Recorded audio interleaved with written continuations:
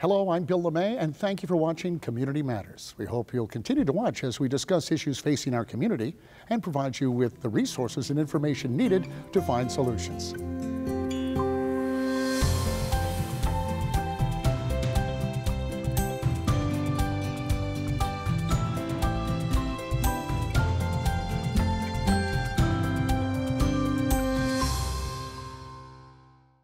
Technology is always improving, and sometimes it can be hard to keep up. This week we're looking into a few advancing technologies out there that you've probably heard of, but maybe wondered how they work or how they affect you. First up, we're learning about virtual and augmented reality. And joining me are representatives from NC State's Virtual Reality and Augmented Reality Lab, Tyler Rose and Ken Chen. And both of you guys, welcome to the show.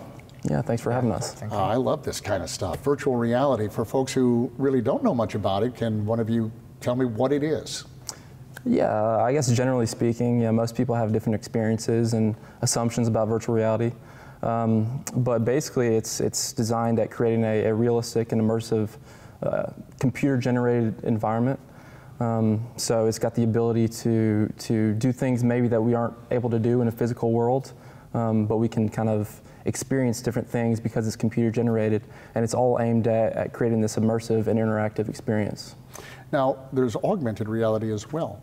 Yeah. Thus is the name of your lab. Yeah. What's the difference between the two? What is augmented reality? The major difference is that for augmented reality, the total environment is real.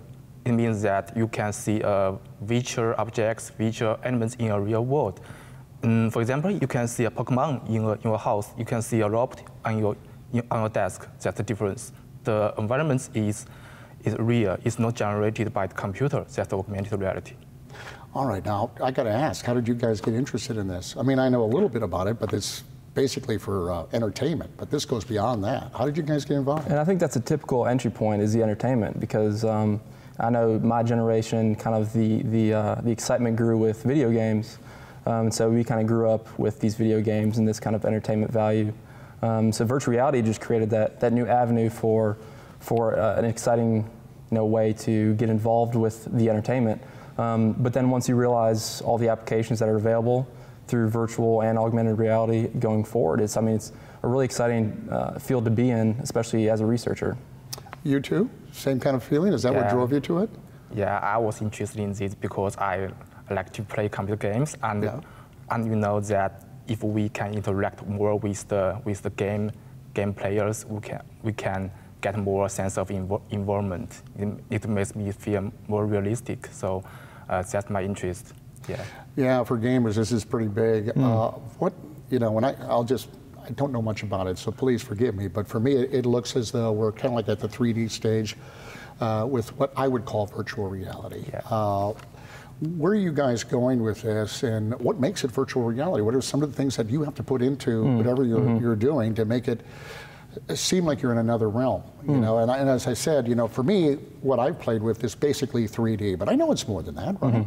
Typically, people have different definitions of virtual reality and different ways to, I guess, achieve virtual reality, and it's pretty subjective because, if you think about the way we watched 3D movies 10 to 15 years ago, it's completely different than the way we watch it today.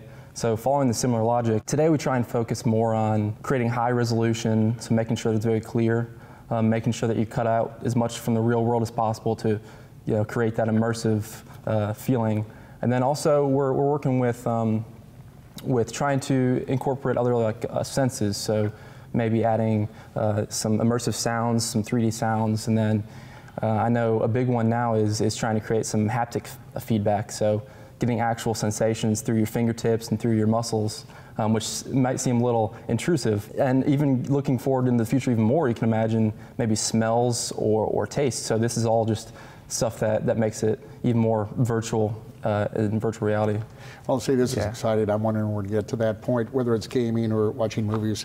And let me ask you, how far off are we from achieving that, and what can consumers expect with virtual reality today?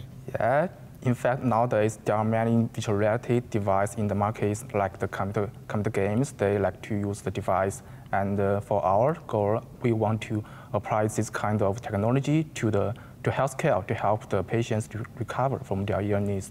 For example, we can help them to do some actions to move their shoulders, to do some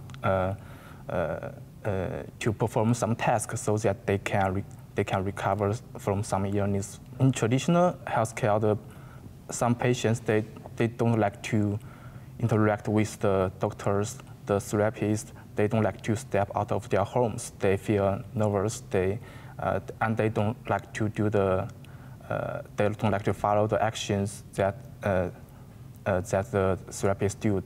So if we can use the technology, they can do the therapist at home. They can use the device to recover. Yeah.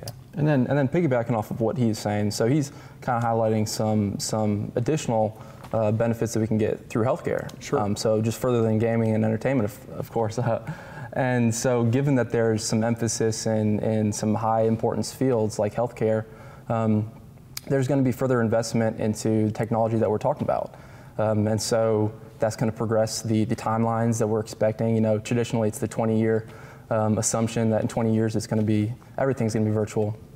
I think more realistically, we should expect some significant price decreases on some of these devices. You know, we're not trying to take out a second mortgage to be able to play some video games at home. I think recently the HTC Vive is at $600 and the Oculus Rift is at $400, which is a huge price decrease in where it has been just based on the competitiveness of the field. I think it's reasonable to think that, you know, the next decade, this stuff is going to be kind of much more prevalent in our everyday society. Oh, I'm excited about it. I hope so. I don't know if I got 20 years, but I got 10. I got 10. Guys, I appreciate you hanging out with us. Thank you so much. Up next, we're going to talk more about VR and AR and its applications to your life, so don't go away.